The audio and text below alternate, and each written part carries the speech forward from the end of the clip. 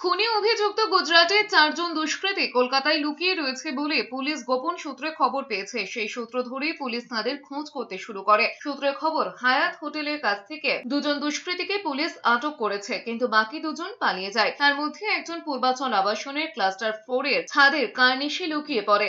সুযোগ বুঝে সেখান থেকে পালিয়ে আইপিএস কোয়ার্টারে গা ঢাকা দিতে যায়। সেখানকার নিরাপত্তা রক্ষীরা তাকে ধাওয়া করে বেঙ্গল টেনিস একাডেমির কাছে ধরে ফেলেন। এরপরে তারা ওই দুষ্কৃতীকে কলকাতা পুলিশের হাতে তুলে দেন। জানা গিয়েছে, কলকাতা পুলিশের তৎপরতায় 3 জনকে আটক করা হয়েছে, কিন্তু একজন দুষ্কৃতী এখনো পলাতক। পুলিশ তার খোঁজে তল্লাশি শুরু করেছে। সন্ধ্যাবেলায় হঠাৎ চিৎকার শুনতে পেলাম, চোর চোর চোর। তো চারদিকে দেখলাম দৌড়ঝাঁপ হচ্ছে, আমি সাথে সাথে নেমে এলাম।